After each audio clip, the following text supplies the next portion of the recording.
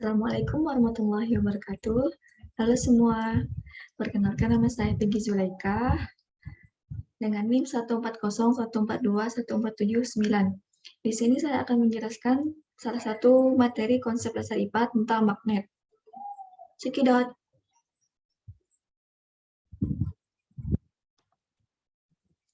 Yang pertama-tama, pengertian magnet.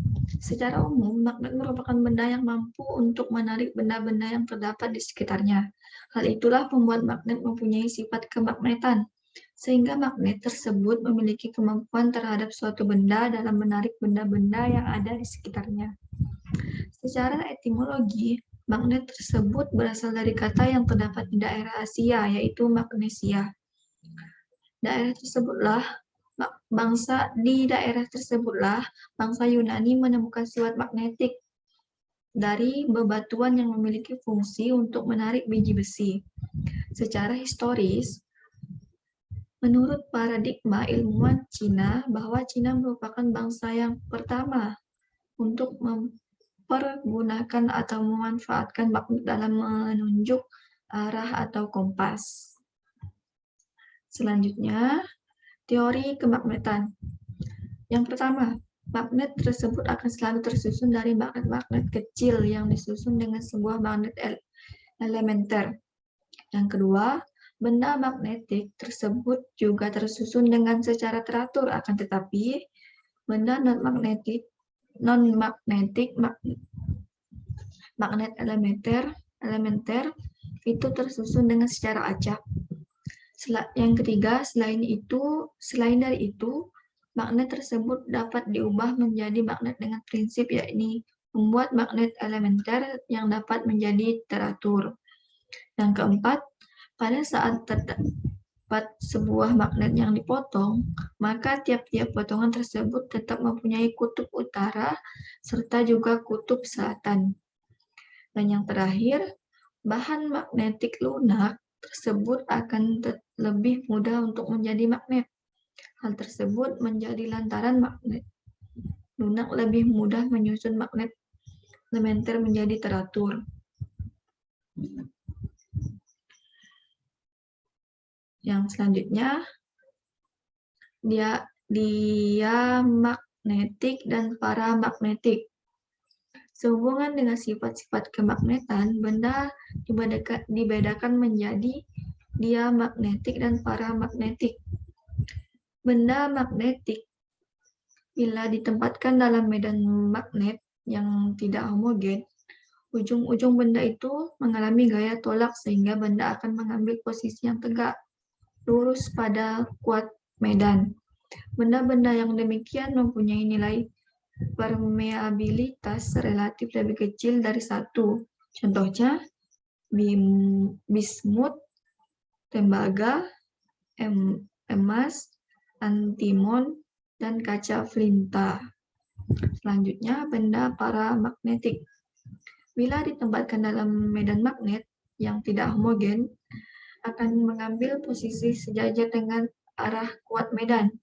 Benda-benda yang memiliki demikian permeabilitas relatif lebih besar daripada 1. Contohnya, aluminium, platina, oksigen, sulfat, tembaga, dan banyak lagi garam-garam logam adalah zat paramagnetik.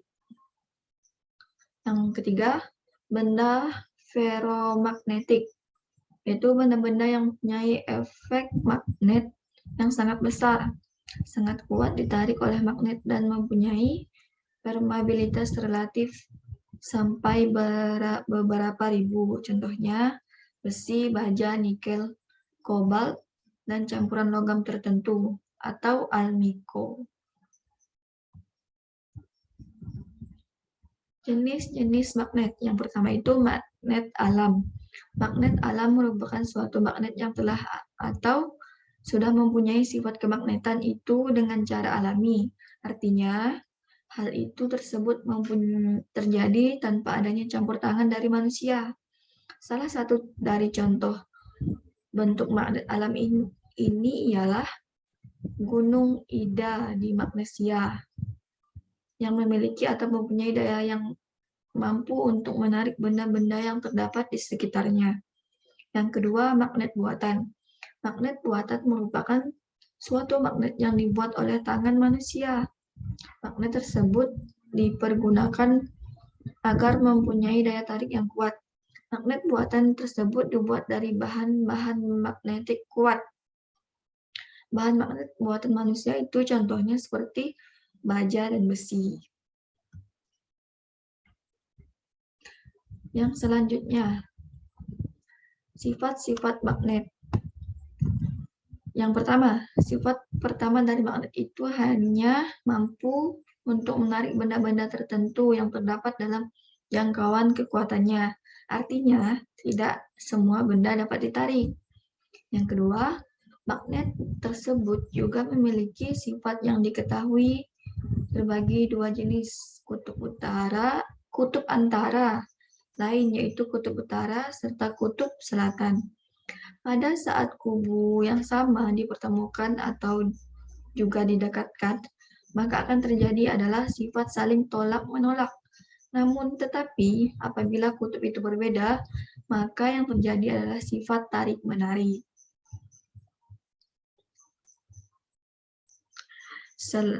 Selanjutnya yang ketiga, gaya magnet tersebut dapat menembus benda. Pada saat akan semakin kuat, maka gaya magnet tersebut juga akan semakin kuat sehingga akan dapat menarik suatu benda. Yang keempat, sifat kemagnetan tersebut dapat hilang atau juga melemah disebabkan karena adanya beberapa penyebab. Contohnya apabila terus-menerus jatuh, terbakar, dan lain-lain. Yang kelima ataupun yang terakhir, medan magnet tersebut juga akan menembus gaya magnet. Selain dari itu, juga akan semakin dekat dengan benda magnet. Medan magnetnya itu akan semakin rapat. Selain dari itu juga, magnetnya pun akan semakin besar. Selanjutnya, benda-benda berdasarkan kemagnetannya. Yang pertama, benda non-magnetik. Dia magnetik merupakan benda yang menolak magnet. Maksud dari hal tersebut ialah bahwa dia magnetik. Ini benda, saya ulangi. Maksud dari hal tersebut ialah bahwa dia magnetik, tidak mampu untuk ditarik oleh magnet. Contoh seperti emas, merkuri, seng, dan lain-lain. Yang kedua, paramagnetik. Jadi itu benda yang non magnetik itu dibagi menjadi dua. Yang pertama dia magnetik dan yang kedua paramagnetik. Paramagnetik merupakan suatu benda yang dapat ditarik oleh magnet kuat. Contohnya seperti aluminium, tembaga, platina, dan lain-lain. Yang kedua benda magnetik atau feromagnetik. Feromagnetik merupakan suatu benda yang dapat ditarik dengan kuat oleh magnet. Sehingga benda magnetik yang bukan magnet itu merupakan, saya ulangi lagi, sehingga benda magnetik yang bukan magnet itu mampu untuk diolah ke dalam bentuk magnet. Namun tetapi perlu digarisbawahi bahwa benda-benda tersebut memiliki tingkat kesulitan tersendiri. Contohnya, magnet dalam hal ini misalnya besi, nikel, baja, dan lain-lain.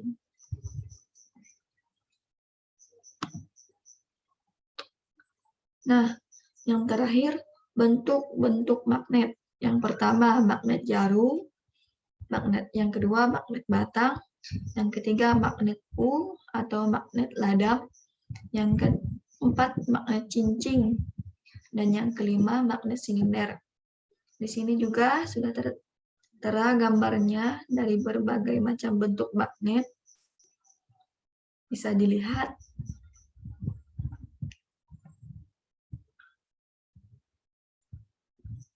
Nah, sekian yang dapat saya sampaikan. Mohon maaf apabila ada kesalahan.